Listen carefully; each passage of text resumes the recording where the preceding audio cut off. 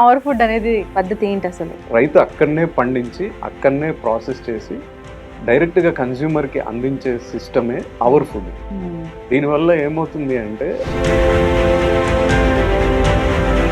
Our food అనే company దేశవ్యాప్తంగా అనేక ఫుడ్ ప్రాసెసింగ్ యూనిట్లను పెట్టి రైతులకు మంచి ధర వచ్చే విధంగా రైతులచే ఈ యూనిట్లను పెట్టిస్తున్నారు our food company CEO and MD Balareddy. అంటే దీనికి బీజం ఎక్కడ పడింది? నేను 8th క్లాస్లో ఉన్నప్పుడు మా ఫాదర్ పల్లీల్ని పండించిన తర్వాత దాన్ని మార్కెట్లో అమ్మడానికి తీసుకెళ్ళారు. ఆయన ఒక మాట అన్నారు, ఇలాంటి క్వశ్చన్స్ వల్ల ఏమైందంటే అసలు ఏం జరుగుతుంది ఇక్కడ అనే క్యూరియాసిటీ పెరిగింది. ప్రాసెస్ చేయడం అంటే డిఫరెంట్ క్రాప్స్ డిఫరెంట్ యూనిట్స్ కావాలి కదా. ఇప్పుడు మనకు ఓల్డెన్ డేస్లో ఉన్న బేసిక్ ఎక్విప్మెంట్తో మనం చేసుకునేవాళ్ళం. వీటిని కనుక మనం కొంచెం మరి ఇతర చోట పండే పంటలు కూడా మాకు రావాలి, మేము అవి కూడా తీసుకోవాలి అనుకున్నప్పుడు మిల్లెట్స్ కావచ్చు, మిల్లెట్స్ వేరే స్టేట్స్లో ఎక్కువగా పండుతూ ఉంటాయి, అట్లాంటి వాటికి ఎలాగండి? ద బెస్ట్ క్వాలిటీ ఎక్కడైతే దొరుకుతుందో ఆ స్టేట్స్లో ఆ డిస్ట్రిక్ట్స్లో అక్కడికి వెళ్ళి డైరెక్ట్గా మీ స్టోర్ నుంచి తీసుకోవచ్చా, లేదంటే మళ్ళీ మీరు సూపర్ మార్కెట్స్కి పంపించడం అలా ఉంటుందా? మేము డైరెక్ట్గా కన్జ్యూమర్స్కి మేము అందించాలనే థాట్ ప్రాసెస్తో 2024లో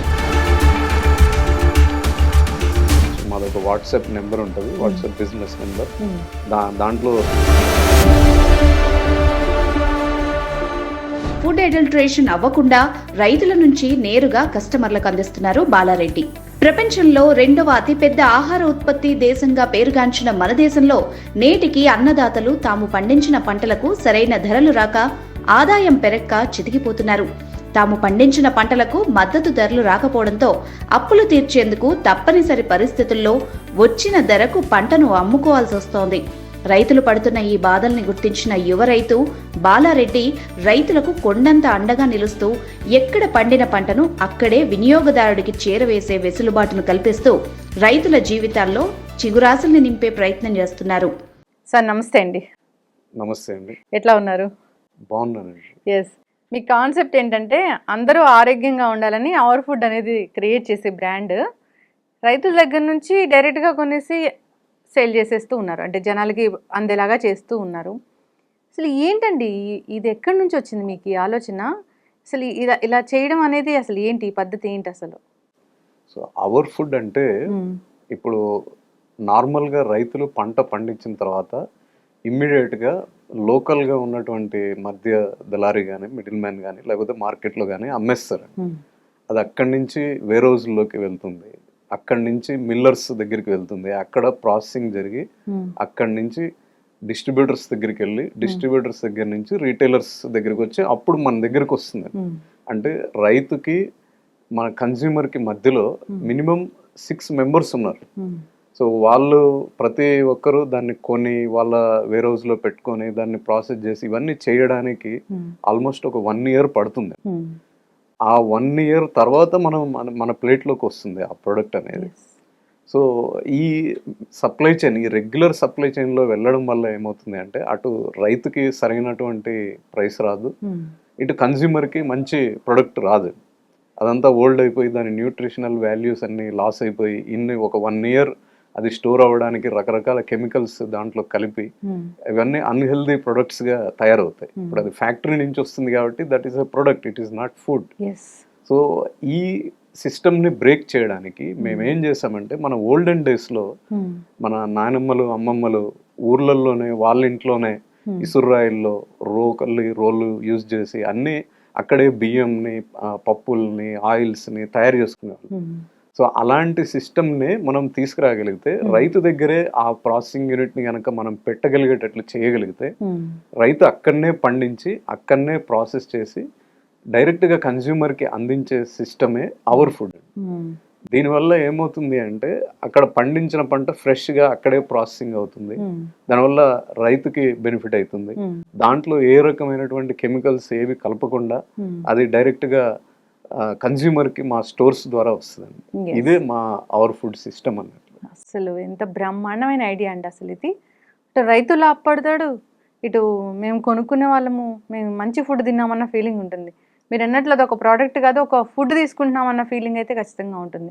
ఇప్పుడు మీరు చూస్తూ ఉన్నారు చాలా రకాల అనారోగ్య సమస్యలు బికాస్ ఆఫ్ దిస్ ఆయిల్స్, ఏదైతే మనం ఫుడ్ తీసుకుంటున్నామో వాటి వల్ల చాలా వైట్ రైస్, వైట్ షుగర్ ఇలా తీసుకోవడం వల్ల వస్తున్నాయని చెప్తున్నారు. డయాబెటీస్ అనేది ప్రతి ఇంట్లో ఉంటున్న సమస్య. ఏంటి అసలు ఎక్కడొచ్చింది తేడా అంటే మళ్ళీ ఇక్కడికే వస్తుంది, ఈ ఫుడ్స్ సరైన ఫుడ్స్ తీసుకోకపోవడం వల్ల అని. అంటే మీరు కాన్సెప్ట్ చాలా బాగుంది ఇది. అంటే దీనికి బీజం ఎక్కడ పడిందంటే ఏదో ఒక ఆలోచన, ఏదో ఒకటి మిమ్మల్ని మోటివేట్ చేసి ఉంటుంది, అది ఏంటి? అవునండి, ఇప్పుడు నేను పుట్టి పెరిగింది ఒక రైతు కుటుంబంలో. సో చిన్నప్పటి నుంచి ఏంటంటే న్యాచురల్గా, అంటే మాది సూర్యాపేట పక్కన ఆత్మకూరు అనే ఒక విలేజ్ నల్గొండ జిల్లాలో. సో అక్కడ మా రైతు కుటుంబంలో ఏంటంటే ఏదైనా సెలవులు వస్తే కంపల్సరీ పొలం దగ్గరికి వెళ్ళి ఏదో ఒక దాంట్లో పార్టిసిపేట్ చేయాల్సి వచ్చేది. సో అలా నాకు అగ్రికల్చర్ అంటే న్యాచురల్గా ఒక ఇంట్రెస్ట్ ఏర్పడింది. సో నేను 8th క్లాస్లో ఉన్నప్పుడు మా ఫాదర్ పల్లీల్ని పండించిన తర్వాత దాన్ని మార్కెట్లో అమ్మడానికి తీసుకెళ్లారు అనమాట. జనరల్గా మా ఫాదర్ టౌన్కి వెళ్ళినప్పుడు పంట ఏదైనా అమ్మి వస్తున్నప్పుడు మాకు నోట్ బుక్స్, పెన్స్ ఇలాంటివి తీసుకొస్తుంటారు కాబట్టి ఆ ఉత్సాహంతో మేము ఎదురు చూస్తుంటాము. కానీ ఆ రోజు చాలా నిరుత్సాహంగా వచ్చారు, ఏది తీసుకురాలేదు. అది ఏంటి, ఎందుకు అలా తీసుకురాలేదు, అంత నిరుత్సాహంగా ఎందుకున్నావు అని నేను అడిగితే ఆయన ఒక మాట అన్నారనమాట. ఇప్పుడు మనమేమో పంటని ఇన్ని సంవత్సరం అంతా కష్టపడి పండిస్తాం, ఎండనక వాననక దాంట్లో వర్క్ చేస్తాం, ఇవన్నీ చేసి పండించిన తర్వాత మార్కెట్లోకి తీసుకెళ్తే ఆ ఖరీదారు ఏ రేటు చెప్తాడో ఆ రేటుకి మనం అమ్మేయాలి, మనకి ఇంకో ఆప్షనే లేదు. ఇట్లా మనం చాలా తక్కువ రేటుకి అమ్మాల్సి వచ్చింది. ఎందుకంటే ఇప్పుడు మన దగ్గర పల్లీలు వర్షాకాలంలో పండుతాయి, ఏదో ఒక ఊర్లో అది తడుస్తుంది వర్షాలు వచ్చినప్పుడు. అది తడిచింది అనే కారణం చూపించేసి అందరి మెటీరియల్స్ని తక్కువ రేటుగా కొనేవారు. సో అలా తక్కువ రేటు కొన్నారు. ఇది ఎప్పుడు మారుతుంది అనే క్వశ్చన్ నన్ను చేశారు. సో అది నా మైండ్లో అలా ప్రింట్ అయిపోయింది. సో అప్పటి నుంచి ఏంటంటే అసలు ఎందుకు ఇలా జరుగుతుంది అని నేను ప్రశ్నించుకోవడం మొదలుపెట్టాను. సో అలా నేను పెరుగుతూ వస్తూ ఉంటే తర్వాత నేను దగ్గరలో ఉన్న టౌన్లో సూర్యాపేటలో 9th 10th చదవడం జరిగింది. సో ఆ టైంలో నేను మా ఫ్రెండ్స్ ఇండ్లలోకి వెళ్ళినప్పుడు మీ ఫాదర్ ఏం చేస్తారని నన్ను అడిగితే మా ఫాదర్ రైతు అని చెప్పినప్పుడు వాళ్ళు మమ్మల్ని నన్ను రేట్ అడిగేవాళ్ళు. సో ఇది ఎంతకు దొరుకుతుంది, అది ఎంతకు దొరుకుతుంది, మీకు ఎంత వస్తుంది రేట్ అని అడిగేవాళ్ళు అనమాట. మా ఫ్రెండ్ వాళ్ళ మదర్ పెసరట్టు చేసి ఆ రోజు నన్ను అడిగింది, పెసర్లకి మీకు ఎంత రేట్ వస్తుందని. ఆ రోజుల్లో 600 to 800 per క్వింటల్ వచ్చేది అనమాట. అంటే ఒక 6 to 8 రూపీస్ ఫార్మర్కి వచ్చేది. అయితే ఆమె 25 రూపీస్ పెట్టి పెసర్లను కొన్నది. మాకేమో 25 రూపాయలకు వస్తుంది, మీకు 6 రూపాయలు 7 రూపాయలు ఎందుకు వస్తుంది అని నన్ను అడిగింది. సో అలా ఇలాంటి క్వశ్చన్స్ వల్ల ఏమైందంటే అసలు ఏం జరుగుతుంది ఇక్కడ అనే క్యూరియాసిటీ పెరిగిపోయి దాంట్లో ఎక్కువ నేను స్టడీ చేయడం జరిగింది అనమాట. సో అలా నేను గ్రో అవుతున్న కొద్దీ ఆ ఆలోచన బిల్డ్ అయిపోయి. రైతు కుటుంబం అయితే. అవునండి. అయితే సార్ మీరు చదువుకుంది ఏంటి మరి? నేను నాకు ఎంసెట్లో 25th ర్యాంక్ వచ్చింది 2004లో. సో అందువల్ల ఏంటంటే ఆ టైంలో అందరూ కంప్యూటర్ సైన్స్, ఎలక్ట్రానిక్స్, ఇంజనీరింగ్ చేయాలి కాబట్టి నేను ఎన్ఐటి వరంగల్లో ఎలక్ట్రానిక్స్ అండ్ కమ్యూనికేషన్ ఇంజనీరింగ్ చేశాను. తర్వాత అందరిలాగే నేను కూడా సాఫ్ట్వేర్ ఇంజనీర్ అయ్యాను. సో సాఫ్ట్వేర్ ఇంజనీర్ అయిన తర్వాత నాకు అనిపించింది ఏంటంటే ఇది యాక్చువల్లీ మనకి ఇంట్రెస్ట్ ఉన్న సబ్జెక్ట్ కాదు ఇది. సో మనకి ర్యాంక్ వచ్చింది కాబట్టి అలా చేసాము. అంతేగాని అసలు మనకి నిజంగా ఏం ఇంట్రెస్ట్ ఉంది ఏ సబ్జెక్ట్లో అని చెప్పి నేను అనుకున్నప్పుడు నేను ఎక్కడికి వెళ్ళినా ఆ అగ్రికల్చర్ని అలా క్యారీ చేస్తూ ఉండేను అన్నమాట. ఏ ఊరు వెళ్ళినా అక్కడ ఉన్న పంటలను అబ్జర్వ్ చేయడం, ప్రతిదీ ఇలా ఇవన్నీ చేయడం వల్ల నాకు ఇంట్రెస్ట్ ఉన్న సబ్జెక్ట్ అగ్రికల్చర్. సో నేను అగ్రికల్చర్ దీంట్లోనే ప్రొఫెషనల్ ఎడ్యుకేషన్ కూడా చేయాలి అని చెప్పి అప్పుడు నేను టెక్నాలజీలో ఉన్నాను కాబట్టి, సాఫ్ట్వేర్ ఇంజనీర్ కాబట్టి నాకు అగ్రికల్చర్ కోర్సులు ఆ టైంలో ఏది ఉండవు. బట్ ఏంటంటే అగ్రి బిజినెస్ మేనేజ్మెంట్ అని ఐఐఎం అహ్మదాబాద్లో ఒక MBA కోర్స్ ఉందండి. సో దాంట్లో నాకు అడ్మిషన్ వచ్చింది. బట్ యాజ్ ఎ టెక్నోక్రాట్, అంటే నేను టెక్నాలజీ చదివాను కాబట్టి నాకు నాట్ అలౌడ్. బట్ నేను ఒక లెటర్ రాయడం ద్వారా దాంట్లో సెలెక్షన్ వచ్చింది. సో దాని తర్వాత అగ్రికల్చర్ MBA చేశాను. దాని తర్వాత ఒక 1 year నేను మిషన్ బయోఫ్యూయల్స్ అనే ఒక కంపెనీలో పనిచేస్తాను. సో ఆ కంపెనీ జెట్రోఫాని గ్రో చేసి, అంటే ఫార్మర్స్ దగ్గర జెట్రోఫా పంటను పండించి ఆ జెట్రోఫా సీడ్స్ తోని బయోడీజిల్ తయారు చేయాలి అనేది కాన్సెప్ట్ అండి. సో ఆ రోజుల్లో ఇది బాగా పాపులర్ ఉండేది 2007, 2008 ఆ టైంలో. సో ఆ వర్క్ లో భాగంగా నేను 7 రాష్ట్రాలు బాగా తిరగడం జరిగింది. దీనివల్ల డీప్ ఇంటీరియర్స్ లోకి వెళ్ళడం జరిగింది అనమాట. ఒరిస్సా, మహారాష్ట్ర, మధ్యప్రదేశ్, ఛత్తీస్గఢ్, రాజస్థాన్, కర్ణాటక, తమిళనాడు, ఇలా ఈ మహారాష్ట్ర, ఈ రాష్ట్రాలన్నీ తిరగడం వల్ల నాకు ఫార్మర్స్తోనే ఇంటరాక్షన్ వచ్చింది. సో ఎక్కడికి వెళ్ళి నేను చూసిన ఏ ఫార్మర్ని నేను కదిలించినా కానీ అన్ని రాష్ట్రాల్లో ఇదే స్టోరీ. రైతు పంట పండించగానే ఇమ్మీడియట్గా దాన్ని అమ్మేస్తారు. అది కూడా ఏంటంటే మార్కెట్లో కాకుండా ఆ ఊర్లోనే ఉన్న ఎవరో ఒక మిడిల్ మ్యాన్కి దాన్ని అమ్మేస్తారు. అది చాలా తక్కువ రేటుకి అమ్మేస్తారు. ఇంకా పంట పండించగానే ఇంకా మాకు ఇందులో ఏం లేదన్న టైప్లో అక్కడితో క్లోజ్ చేస్తారు. దీనివల్ల ఏంటంటే రైతుకి బెనిఫిట్ అనేది జరగట్లేదు. అది ఈ పంట పండించిన తర్వాత రైతు అమ్మిన మెటీరియల్ అది రకరకాల చేతులు మారి అన్ని ఈ చైన్లో, సప్లై చైన్లో ఇంతమందిని దాటుకొని అది 7-8 మంది మధ్యలో ఉండి అదంతా మనం మళ్ళీ కన్స్యూమర్ దగ్గరికి రావడానికి అది 1000 కిలోమీటర్లు ట్రావెల్ చేస్తుంది మెటీరియల్. ఒకరి దగ్గర నుంచి ఒకరికి, అక్కడి నుంచి మిల్లర్స్కి, ఆ తర్వాత డిస్ట్రిబ్యూటర్కి, అలా కొన్ని 1000 కిలోమీటర్లు ట్రావెల్ చేసి ఒక 1 ఇయర్ టైం తర్వాత మన ప్లేట్లోకి వస్తుంది. ఈలోపు బోలెడ్ కెమికల్స్ ఇవన్నీ దాంట్లో కలిపేసి దాన్ని అంతా అన్హెల్దీ ప్రొడక్ట్గా తయారు చేస్తారు. సో ఇవన్నీ చూసినప్పుడు నాకు అర్థమైంది ఏంటంటే రైతుకే గనక ప్రాసెసింగ్ యూనిట్ గనక మనం పెట్టగలిగితే, రైతే ప్రాసెసింగ్ చేసి అక్కడ పండించిన పంటని అక్కడనే ప్రాసెస్ చేసేసి దాన్ని డైరెక్ట్ కన్స్యూమర్ కి స్టోర్స్ ద్వారా అమ్మగలిగితే మనం ఈ సప్లై చైన్ ని బ్రేక్ చేయొచ్చు, అంటే కొంతలో కొంత బెటర్ చేయొచ్చు. అయితే ప్రాసెస్ చేయడం అంటే డిఫరెంట్ క్రాప్స్, డిఫరెంట్ యూనిట్స్ కావాలి కదా? అవునండి. ఎట్లా ఉంటుంది అది? సో ఇప్పుడు మేము ఏం చేస్తామంటే, ఇప్పుడు మనకి ఓల్డెన్ డేస్ లో మనం అన్ని ప్రతిదీ ఇంట్లోనే తయారు చేసుకున్నాం. కారం కావచ్చు, ఆయిల్స్ కావచ్చు, మన పప్పులు కావచ్చు, వరి కావచ్చు, ఇవన్నీ కూడా ఇంట్లో ఉన్న బేసిక్ ఎక్విప్మెంట్తో మనం చేసుకునేవాళ్ళం. వీటిని కనుక మనం కొంచెం మోడర్నైజ్ చేయగలిగితే ఈ ప్రాసెసింగ్ అనేది చేయొచ్చు అనే థాట్ ప్రాసెస్లో అసలు ఇలాంటి మిషనరీ ఆల్రెడీ మన దగ్గర ఉన్నాయా, మన ఇండియాలో ఉన్నాయా అని మేము 2016లో రీసెర్చ్ చేయడం మొదలు పెట్టాం అన్నమాట. అప్పుడు నేను చాలా అగ్రికల్చర్ యూనివర్సిటీలో తిరిగాను. అంటే మన దగ్గర ఉన్నాయి, బేసిక్ డిజైన్స్ ఉన్నాయి, బట్ వాటిని ఎవ్వరు కూడా బయటకు తీసుకొచ్చి నిజంగా ఫార్మర్స్ దగ్గర పెట్టి వాటిని ఎక్స్పెరిమెంట్ చేయలేదు. ఒకవేళ చిన్న చిన్న ఎక్స్పెరిమెంట్లు చేసినా కానీ దాన్ని ప్రాపర్ ఎఫిషియెంట్ అవుట్పుట్ అనేది దాన్ని తీసుకురాలేకపోయారు అనమాట. సో అలాంటి డిజైన్స్ మేము తీసుకొని దానిపైన రకరకాల రీసెర్చ్ చేసి మేము జహీరాబాద్లో ఒక చిన్న యూనిట్ని స్టార్ట్ చేసి అందులో ఆ మిషనరీని అంతా తీసుకొచ్చి దాన్ని మోడిఫికేషన్స్ చేసి రకరకాల ట్రయల్స్ చేసి ఫస్ట్ మేము 2017లో దాల్ మిల్ స్టార్ట్ చేసాం.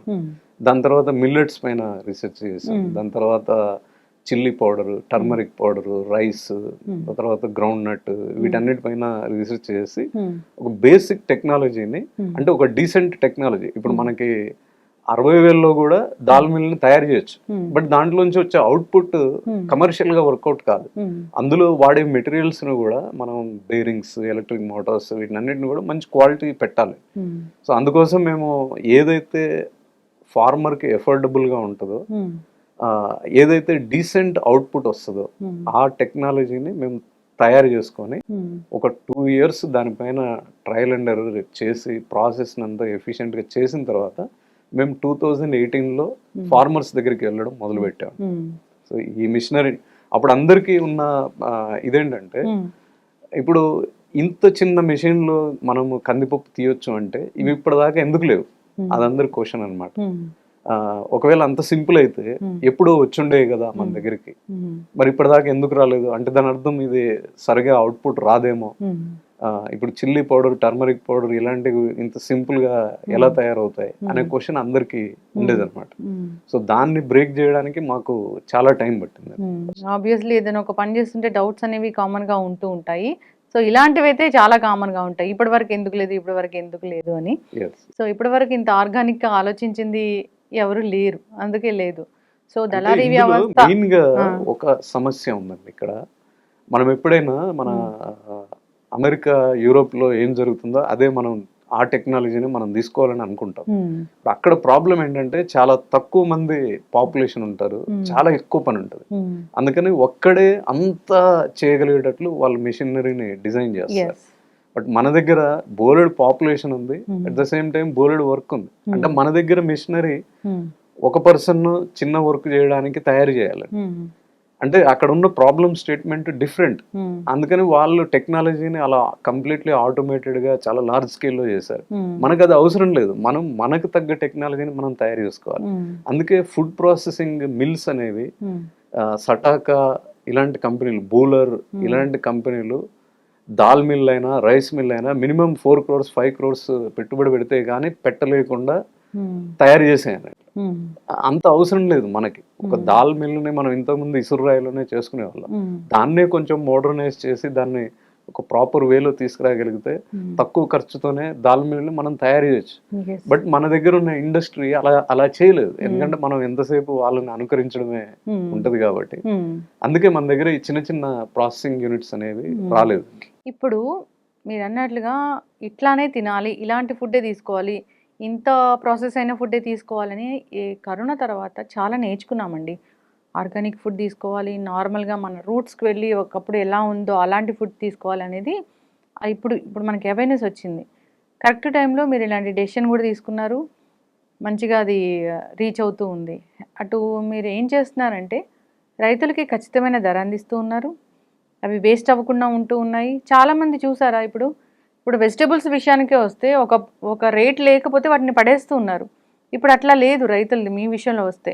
సో వాళ్ళకి ఖచ్చితమైన ధర అనేది అందుతుంది, మనకి ఇక్కడ ఎవరైతే మాకు కావాల్సిన వాళ్ళు ఉంటారో వాళ్ళకి ఖచ్చితమైన ఫుడ్స్ అనేవి కూడా అందుతూ ఉన్నాయి. మంచి కాన్సెప్ట్ అండి. అయితే సో ఇప్పుడు మన స్టేట్స్లో వరకే, మన తెలుగు స్టేట్స్లో అంటే కొన్ని రకాల పంటలే పండుతాయి. మరి ఇతర చోట పండే పంటలు కూడా మాకు రావాలి, మేము అవి కూడా తీసుకోవాలి అనుకున్నప్పుడు మిల్లెట్స్ కావచ్చు, మిల్లెట్స్ వేరే స్టేట్స్లో ఎక్కువగా పండుతూ ఉంటాయి, అట్లాంటి వాటికి ఎలాగండి? సో ఇప్పుడు మేము ఏం చేసామంటే, ఇప్పుడు మన దగ్గర జీరా ఉంటుంది. ఆ జీరా ఎక్కువగా రాజస్థాన్, గుజరాత్ లో పండుతుంది. మనము ఆవాలు ఉన్నాయి, అవి కూడా ఎక్కువగా రాజస్థాన్, గుజరాత్ లోనే పండుతుంది.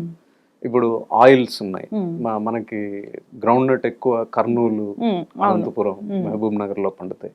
సో ఇలా ఏ పంట ఎక్కడ ఎక్కువ పండుద్దో ఆ రాష్ట్రాల్లో మేము మా ప్రాసెసింగ్ యూనిట్లని పెట్టాం. గత 8 సంవత్సరాలుగా మేము ఇదే పనిలో ఉన్నాం అన్నమాట. ఇప్పుడు కన్స్యూమర్ కి అన్ని రకాల ఫుడ్స్ కావాలి అంటే, ఇప్పుడు మనం ఒక కూర చేస్తే దాంట్లో ఒక 10 రకాల ఐటమ్స్ ని మనం యాడ్ చేస్తాం. మనం రకరకాల దాల్స్ మనం తింటాం, కానీ అవన్నీ ఒకటే ఏరియాలో పండవు. అవి ఎక్కడైతే పండుతాయో, ద బెస్ట్ క్వాలిటీ ఎక్కడైతే దొరుకుతుందో ఆ స్టేట్స్ లో, ఆ డిస్ట్రిక్ట్స్ లో అక్కడికి వెళ్ళి అక్కడనే మేము యూనిట్లను పెట్టాం. ఇప్పుడు ద బెస్ట్ క్వాలిటీ జీరా మా నగోర్ డిస్ట్రిక్ట్ అని రాజస్థాన్ లో పండుద్ది, అక్కడ మా జీరా ప్రాసెసింగ్ యూనిట్లు ఉన్నాయి. అంటే దీనికి రీసెర్చ్ కావాలిగా, అంటే మాకు ఎక్కడ బెస్ట్ దొరుకుతుంది అనేది. ఇప్పుడు మీరు పల్లీలు అన్నారు, కర్నూలు, అనంతపూర్ అన్నారు, అది కరెక్ట్, అది ల్యాండ్ మార్క్ అదే ఇంకా. సో అట్లాగే ఇప్పుడు వరి ఒక ప్లేస్ మన స్టేట్స్లో, మెదక్ ఇలాంటి మెతుకు సీమ అంటారు. సో అలాగా అంటే జీరా అంటే అక్కడే దొరుకుతుంది అనేది ఒక రీసెర్చ్ కావాలి మనకి. అదంతా జరిగిందా? అవును, దీనిపైన ఇప్పుడు 8 years నుంచి మేము చేస్తున్నాం కాబట్టి అసలు ముందు ప్రాథమిక రీసెర్చ్ మేము ఎక్కడికి వెళ్ళినా గానీ ఏ విలేజ్ లో, ఏ స్టేట్ లో, ఏ డిస్ట్రిక్ట్ లో ఏ పంట పండుతుంది అనేది ఫస్ట్ మేము ఆ బేసిక్ డేటాను తీసుకుంటాం. తీసుకొని అక్కడ ఆ డిస్ట్రిక్ట్ లో, ఆ విలేజ్ లోకి వెళ్ళి అక్కడ ఉన్న ఫార్మర్స్ ని మోటివేట్ చేసి ఈ యూనిట్ పెట్టుకోవడానికి వాళ్ళని అన్ని మేము ఎక్స్ప్లెయిన్ చేసి అప్పుడు వాళ్ళు ఆ యూనిట్ ని పెట్టుకుంటారు. పెట్టుకొని అక్కడ పండించింది అక్కడనే ప్రాసెస్ చేస్తారు. వాళ్ళు పండించింది వాళ్ళ చుట్టుపక్కల ఉన్న వాళ్ళు పండించిన మెటీరియల్ ని తీసుకొని అక్కడనే ప్రాసెసింగ్ చేసి మేము డైరెక్ట్ గా అక్కడి నుంచి వాటిని సోర్స్ చేసి తీసుకొచ్చి మా డిస్పాచ్ సెంటర్ లో వాటిని 1 kg 1/2 kg ప్యాకేజింగ్ చేసి మా స్టోర్స్ ద్వారా కస్టమర్లకి, కన్స్యూమర్లకి డైరెక్ట్ గా మేము అందిస్తున్నాం. ఓకే, అంటే డైరెక్ట్ గా మీ స్టోర్ నుంచి తీసుకోవచ్చా, లేదంటే మళ్ళీ మీరు సూపర్ మార్కెట్స్ కి పంపించడం అలా ఉంటుందా? ఇంతకు ముందు చేసేవాళ్ళం, 2022 వరకు చేసేవాళ్ళం.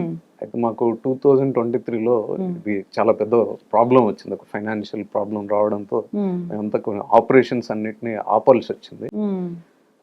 దాని తర్వాత ఏంటంటే ఈ బల్క్ మార్కెట్లో, అంటే మేము హోల్సేల్గా వాటిని అమ్మడం వల్ల ఈ మెటీరియల్ వాల్యూ అనేది కన్స్యూమర్కి రీచ్ అవ్వట్లేదు, ఎందుకంటే అది అన్ని ప్రొడక్ట్లలో మిక్సింగ్ అయిపోయి వెళ్తుంది. అలా కాకుండా మేము డైరెక్ట్గా కన్స్యూమర్స్కి మేము అందించాలనే థాట్ ప్రాసెస్తోని 2024లో ఈ స్టోర్స్ని డైరెక్ట్ స్టోర్స్ని స్టార్ట్ చేసాము. ఇంకా కామర్స్ మోడల్స్ ద్వారా, అంటే మేము ఆన్లైన్లో కూడా ఆర్డర్ చేయొచ్చు. మాది ఒక వాట్సాప్ నెంబర్ ఉంటుంది, వాట్సాప్ బిజినెస్ నెంబర్. దాంట్లో కార్ట్ వస్తుంది, ఆ కార్ట్లో ఏమేమి కావాలో ఆర్డర్ చేసేస్తే మేము డైరెక్ట్గా డెలివరీ చేస్తాం. ఓకే. సో అంటే జనరల్గా ఒక ఐడియా కోసం ఏ ప్రోడక్ట్స్ ఉంటాయండి దీంట్లో? సో మనము ఒక మనిషికి కావాల్సినటువంటి ప్రతి ఐటము రైతుల దగ్గర నుంచే వచ్చేటట్లు మేము అలా డిజైన్ చేస్తాము. ప్రస్తుతానికి 60 రకాల ప్రొడక్ట్స్ మా దగ్గర ఉన్నాయి. దీంట్లో rice, next all types of dals, అంటే మన కందిపప్పు, మినప్పప్పు, పెసరపప్పు, చనా దాల్, రోస్టెడ్ చనా దాల్, మసూర్ దాల్, కాబులి చనా, ఇలా మనకు దొరికే అన్ని రకాల దాల్స్ అవైలబుల్ ఉంటాయి. The best. ఎస్ ఎక్కడైతే బెస్ట్ లొకేషన్స్ లో ఇవన్నీ పండుతాయో అక్కడి నుంచే వస్తాయి. ఇప్పుడు మాకు తాండూర్ దాల్ ఫేమస్, సో తాండూరులో ఉంటాయి. నెక్స్ట్ మహారాష్ట్రలో లాతూర్ దాల్ ఫేమస్, అక్కడ కూడా మా యూనిట్లు ఉంటాయి. అట్లా ద బెస్ట్ లొకేషన్స్ నుంచే వస్తాయి. చిల్లీ పౌడర్, టర్మరిక్ పౌడర్, మనకి ఆయిల్స్ తీసుకుంటే అన్ని కూడా చెక్క గానుగతోనే తయారు చేసిన ఆయిల్స్. గ్రౌండ్ నట్ ఆయిల్ ఉంటుంది, సీసమే ఆయిల్ ఉంటుంది, సాఫ్లవర్ ఉంటుంది, అంటే మన నువ్వుల నూనె, అన్ని రకాల ఆయిల్స్, మనకి groundnut oil, sesame oil, safflower, coconut oil, ఇవన్నీ దొరుకుతాయి. And all types of spices, అంటే జీరా, మస్టర్డ్, మన మెంతులు, నెక్స్ట్ మనకి sambar powder, rasam powder, even మా దగ్గర కాఫీ పౌడర్, టీ పౌడర్ కూడా దొరుకుతుంది. And all types of millets, almost ఒక 7 టైప్స్ ఆఫ్ మిల్లెట్స్ ఎప్పుడు అవైలబుల్ ఉంటాయి. అలానే పిండిలు, అంటే ఫ్లవర్స్, మనకి wheat flour, bajra flour, ragi flour, jowar, yellow jowar, white jowar, ఇలా మనకి అన్ని all types of products including మా దగ్గర బ్రౌన్ షుగర్, రాక్ సాల్ట్, ఇలాంటివన్నీ కూడా దొరుకుతాయి. ఇవన్నీ ఏ ప్రొడక్ట్ మీరు దీంట్లో తీసుకున్నా కానీ అన్ని మా యూనిట్స్ నుంచి వచ్చేవే.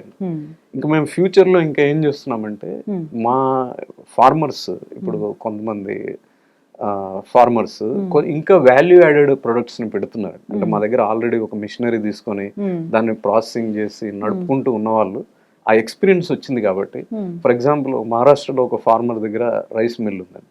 సో అతను మేము ఉప్మా రవ్వ, ఇడ్లీ రవ్వ కూడా చేయగలుగుతాం అని చెప్పి అన్నారు. అంటే ఇప్పుడు మేము స్టోర్స్ పెట్టాలి అంటే అన్ని టైప్స్ ఆఫ్ ప్రొడక్ట్స్ ఇక్కడ ఆఫర్ చేయాలి. సో అలా చేయాలి అంటే మా కాన్సెప్ట్ లో ఫిట్ అయ్యే వాటిని మేము చేయగలుగుతాం. సో మా ఫార్మర్ వాళ్ళే ముందుకు వచ్చారనమాట, మేము ఇలాంటివి చేస్తామని. సో దానికి ఒక చిన్న మిషన్ ని డిజైన్ చేసి మేము ఇప్పించడం జరిగింది. సో దాంతోనే వాళ్ళు ఇడ్లీ రవ్వ, ఉప్మా రవ్వ ఇలాంటివి కూడా చేస్తున్నారు. సో అలా ఇప్పుడు కొన్ని ప్రొడక్ట్స్, ఒక మహారాష్ట్ర ఫార్మర్, ఒక లేడీ ఫార్మర్, వాళ్ళు మష్రూమ్స్ గ్రో చేస్తున్నారు. అయితే మష్రూమ్స్ ని అవర్ ఫుడ్ ద్వారా అమ్ముదాం అని చెప్పి అన్నారు, కానీ మేము కోల్డ్ చైన్ మెయింటైన్ చేయాలి దానికి.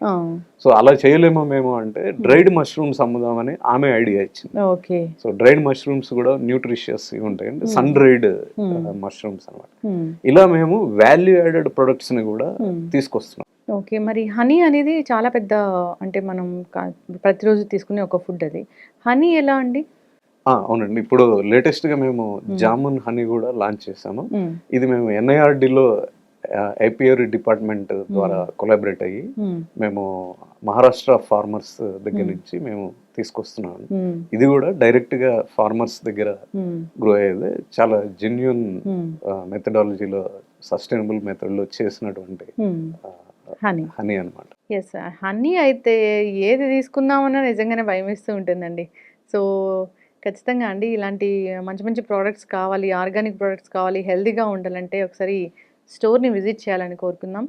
ఒక మంచి ఆలోచనతో మీరు సాఫ్ట్వేర్ చదువుకున్నారు, మేము కూడా విదేశాలకు వెళ్ళాలి, అక్కడ సెటిల్ అవ్వాలి, అలా కాకుండా మరి రూట్స్ ఏవైతే ఉన్నాయో వాటిని మర్చిపోకుండా, ఫార్మర్ ఫ్యామిలీ నుంచి వచ్చాము, ఫాదర్ ఫార్మర్, అది గుర్తుంచుకొని సో వాళ్ళని సేవ్ చేయడమే కాకుండా, సో ఎవరైతే వినియోగదారులు ఉంటారో వాళ్ళకి అందరికీ హెల్తీ ఫుడ్ని ఇవ్వడం అనేది టఫ్ జాబు.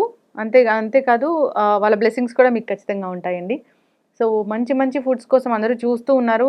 చిన్నపిల్లలకి ఏదైనా ఒక ఫుడ్ ఇవ్వాలి, జనరల్‌గా ఒక మిల్క్ ఇవ్వాలి పిల్లలకి అంటే కూడా అది ఆలోచించి వస్తున్న పరిస్థితి.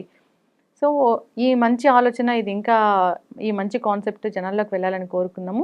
ముందు ముందు మేమేమైనా ఎక్స్‌పెక్ట్ చేయొచ్చా? ఇలాంటి మిల్క్ ప్రొడక్ట్స్, ఘీ ఇలాంటివి ఏమైనా మీ దగ్గర నుంచి? అంటే ప్రస్తుతము మేము హ్మ్. డ్రై ప్రొడక్ట్స్ అంటే హ్మ్. కోల్డ్ చైన్ హ్మ్. అవసరం లేనటువంటి ప్రొడక్ట్స్‌ని మేము అందిస్తున్నాం. హ్మ్. ఇవి ప్రస్తుతానికి 60 డిఫరెంట్ టైప్స్ ఆఫ్ ప్రొడక్ట్స్ ఉన్నాయి. ప్రొడక్ట్స్. హ్మ్. వీటిని మేము 200 ప్రొడక్ట్స్ దాకా తీసుకెళ్దామని అనుకుంటున్నాం. హ్మ్. సో ఫ్యూచర్‌లో ఏంటంటే ఈవెన్ మిల్క్ రిలేటెడ్ ప్రొడక్ట్స్ కూడా ఎప్పుడైతే మేము కోల్డ్ చైన్‌ని అందుబాటులోకి మా స్టోర్స్‌లో తీసుకురాగలుగుతామో అప్పుడు అవి కూడా మేము తీసుకొస్తాము. హ్మ్. మా దగ్గర ఏ ప్రొడక్ట్ అయినా హ్మ్. అది చిన్న సన్నకారు రైతులు హ్మ్. వాళ్ళే పండించి వాళ్ళే డైరెక్ట్‌గా హ్మ్. చేస్తేనే అది మేము మా స్టోర్స్ ద్వారా ఆఫర్ చేస్తామండి. హ్మ్. ఫర్ ఎగ్జాంపుల్ ఇప్పుడు ఈవెన్ పికిల్స్ ఇలాంటివి ఉన్నాయి. నా. సో మా దగ్గర ఆల్రెడీ ప్రాసెసింగ్ చేస్తున్న వాళ్ళు బోలెడు మంది హ్మ్. ఫీమేల్ ఫార్మర్స్ ఉన్నారు. హ్మ్. సో వాళ్ళందరూ వాళ్ళ ఏరియాలో ఏదైతే ఫేమస్ పికిల్ ఉందో హ్మ్. దాన్ని మా మెటీరియల్స్తోనే అంటే మా ఫార్మర్స్ తయారు చేసే కారము, ఆయిల్స్ వీటితోనే వాళ్ళు తయారు చేసి ఇవ్వడానికి రెడీగా ఉన్నారు. హ్మ్. సో ఇలా మేము అన్ని ప్రొడక్ట్స్ని హ్మ్. మా అవర్ ఫుడ్ ఫార్మర్ ఫ్రాంచైజీలే ఆ ఫార్మర్సే తయారు చేసేటటువంటి ప్రొడక్ట్స్ని హ్మ్. అందించడానికి ఇంకా నెంబర్ ఆఫ్ ప్రొడక్ట్స్ని మేము ఇంక్రీజ్ చేస్తున్నాం. యెస్. ఖచ్చితంగా అండి. సక్సెస్ అవ్వాలని ఇంకొక కోరుకుందాం. పాయింట్ అండి, ఇంకొక పాయింట్ కన్స్యూమర్స్ అందరూ అండర్స్టాండ్ చేసుకోవాల్సింది ఏంటంటే ముఖ్యంగా హ్మ్. మనం ఎంతసేపు ఫుడ్ విషయానికి వచ్చే వరకు హ్మ్. ఎంత తక్కువ ప్రైస్కి వస్తే అంత బెటర్ అనే థాట్ ప్రాసెస్తో మనం వెళ్తున్నాం. దీనివల్ల ఏమవుతుంది అంటే ఇప్పుడు చిల్లీ తీసుకుంటే రెడ్ డ్రైడ్ చిల్లీ మార్కెట్లో 150 రూపీస్ పర్ కేజీ. హ్మ్. కానీ మనము చిల్లీ పౌడర్ని 100 రూపీస్కే కావాలని అడుగుతాం. రా మెటీరియల్ ప్రైస్ 150 ఉన్నప్పుడు చిల్లీ పౌడర్ని 100 రూపీస్కి ఎలా ఇస్తాం? సో ప్రైస్ దాన్ని తగ్గించాలంటే ఏం చేయాల్సి వస్తుంది అంటే దాన్ని అడల్టరేట్ చేయాల్సి వస్తుంది, అంటే కల్తీ చేయాల్సి వస్తుంది. యెస్. దాంట్లో ఏదో సాడస్ట్ కలర్స్ అవి ఇవి మిక్స్ చేసేసి దాన్నంతా తక్కువ రేటుకి తీసుకొచ్చేట్లు యాక్చువల్ ప్రోడక్ట్ని తగ్గించి కల్తీని ఎక్కువ చేసేసి తక్కువ రేటుకి ఆఫర్ చేస్తాం. దీనివల్ల ఏంటంటే కన్జ్యూమర్ మెంటాలిటీ ఎంతసేపు మనం తినే ఫుడ్కి తక్కువ ప్రైస్ ఇద్దాం అనే కాన్సెప్ట్తో ఉండడం వల్ల దాంతో కల్తీ జరుగుతుంది. అదొకటి అండి. రెండో పాయింట్ ఏంటంటే మనం ఎంతసేపు ఫుడ్ అంటే ఎలా ఉండాలి, ఇప్పుడు కందిపప్పుని తీసుకుంటే అదంతా అసలు మెరుస్తూ ఉండాలి, ఇట్లా మంచి ఎల్లో కలర్లో ఉండాలి, మంచి అంత గుండ్రగా అంటే మన షైన్ ఉండాలి. షైన్ అవ్వాలి అన్ని అసలు మనకి. ఆ. ఒకటే సైజులో ఉండాలి. అట్లయితేనే అది బెస్ట్ క్వాలిటీ అని మనం అనుకుంటాం. యాక్చువల్ ఫుడ్ ఏది కూడా ఈ పద్ధతిలో ఉండదండి. అంటే మంచిగా మెరుస్తూ ఇలా ఉండదు. ఇప్పుడు కందిపప్పు పేల్ ఎల్లో కలర్లో ఉంటుంది యాక్చువల్ కందిపప్పు, బట్ మనకు మార్కెట్లో దొరికేది మంచి ఎల్లో కలర్లో నిగనిగలాడుతుంది. మరి ఆ ఎల్లో కలర్ తీసుకురావడానికి ఏం చేస్తున్నారు? బోలెడు రకాల కెమికల్స్ని యాడ్ చేస్తున్నారండి. దాంట్లో అంతా కలిపేసి కన్జ్యూమర్ పర్సెప్షన్ని రీచ్ అవ్వడానికి ప్రొడక్ట్గా తయారు చేస్తున్నారు ఫుడ్ని. అది డేంజరస్. అందుకే మేము ఎప్పుడు ఏం చెప్తామంటే మేము బెస్ట్ క్వాలిటీ ప్రొడక్ట్స్ మేము అమ్మమని చెప్తాం. మావి బెస్ట్ క్వాలిటీ కాదు. ఎందుకు అంటే యాజ్ ఎ కన్జ్యూమర్ మీకు బెస్ట్ క్వాలిటీ డెఫినేషన్ వేరేలా ఉంది, అది మేము ఇవ్వలేం అని చెప్తుంటాం అనమాట. ఇప్పుడు మా ప్రోడక్ట్లు ఏది చూసినా కానీ అలానే ఉంటాయండి. అవి చూడడానికి లుక్ అండ్ ఫీల్ సరిగా ఉండదు. దాంతో రెగ్యులర్ కన్జ్యూమర్స్ ఏమనుకుంటారంటే అరే ఏంది ఇదేదో చెత్త మెటీరియల్లా ఉందని అనుకుంటారు. కానీ యాక్చువల్ ఫుడ్ అంటే అదే అండి. అదే ఏ రకమైనటువంటి ఇంప్యూరిటీస్ లేకుండా, కల్తీ జరగకుండా, ఏ రకమైన కెమికల్స్ లేకుండా మనకి డైరెక్ట్గా రైతు దగ్గర నుంచి వచ్చే ఫుడ్ అది. కానీ అది కన్జ్యూమర్ పర్సెప్షన్ బెస్ట్ క్వాలిటీ అంటే వేరేలా ఉండడం వల్ల దీన్ని చూసి ఎవరు బెస్ట్ క్వాలిటీ అని అనుకోరు. ఈ రెండు విషయాలు చేంజ్ కావాలండి మనకి కన్జ్యూమర్కి. ఒకటి ఏంటంటే ఎంత చీప్గా వస్తే అంత అదే కొంటాం మేము అనేది ఒకటి. రెండోది అంత మిలమిల మెరుస్తున్నదే బెస్ట్ ప్రొడక్ట్ అని అనుకోవడం, మంచి కలర్లో ఉంటేనే ఇది ఉన్నదని అనుకోవడం. ఇప్పుడు రైస్ని చూస్తే మంచిగా తెల్లగా ఉండాలి అని చెప్పి అనుకోవడం, కారాన్ని చూస్తే భయంకరమైన రెడ్ కలర్లో ఉండాలని అనుకోవడం, మన పసుపుని చూస్తే అది అసలు మిరుమిట్లు కలిపే పసుపు కలర్లో ఉండాలని అనుకోవడం. ఇవన్నీ ఏంటంటే ఇలాంటి డెఫినేషన్ కన్జ్యూమర్కి వేరేలా ఉంది కాబట్టి యాక్చువల్ ఫుడ్ అనేది రావట్లేదు. Yes, ఖచ్చితంగా అండి. చాలా చక్కగా చెప్పారు. ఒకప్పుడు అమ్మమ్మలు, బామ్మలని అడిగితే చెప్తారు అసలు ఫుడ్ ఏంటి, ఎలా ఉండాలి అని అంటే, మీ ఫుడ్‌ని ఇప్పుడు బయట దొరికే ఫుడ్‌ని చూపిస్తే ఏది మంచిదనేది చెప్తారు. సో, జనరేషన్స్ మారాయి కాబట్టి తెలియట్లేదు అసలు ఎలాంటి ఫుడ్ తీసుకోవాలి, ఎంత మంచిదని. సో, మంచి ఫుడ్డు కాస్ట్‌లీదైనా తీసుకొని, అనారోగ్యాల బారిన పడకుండా హాస్పిటల్స్ బిల్ కట్టకుండా ఉంటే అదే మేలు. సో, మనం మన జీవితాన్ని మనం మెరుగుపరుచుకున్న వాళ్ళం అవుతాము. డయాబెటీస్ అనేది ఎందుకొచ్చిందో మనందరికీ తెలిసిందే. వైట్ షుగరు, వైట్ రైసు ఇలాంటివన్నీ చెప్తూ ఉన్నారు. రకరకాల హెల్త్ ఇష్యూస్ వస్తున్నాయి. క్యాన్సర్‌లయితే ఎందుకొచ్చాయంటే ఖచ్చితంగా మీరు తీసుకున్న ఫుడ్డే అని స్టాంప్ ఏసి చెప్తూ ఉన్నారు. కాబట్టి అలాంటి అడల్టరేటెడ్ ఫుడ్ తీసుకోకుండా ఇలాంటి నేచురల్ ఫుడ్స్ తీసుకోవాలని కోరుకుందామండి. ఒక్కసారి స్టోర్‌ని విజిట్ చేస్తే అసలు తెలుస్తుంది వాట్ ఈజ్ వాట్ అనేది. సో, మంచి కాన్సెప్ట్ అండి. ఇంకా మీ బ్రాంచెస్ ఇంకా అవ్వాలి. సో, అన్ని చోట్లకి వెళ్ళాలి ఈ ఫుడ్ అనేది. అందరూ హెల్తీగా ఉండాలి. అందరు రైతులు కూడా హ్యాపీగా ఉండాలండి. థ్యాంక్ యూ సో మచ్ అండి. ధన్యవాదాలు. థ్యాంక్స్ అలాట్ అండి.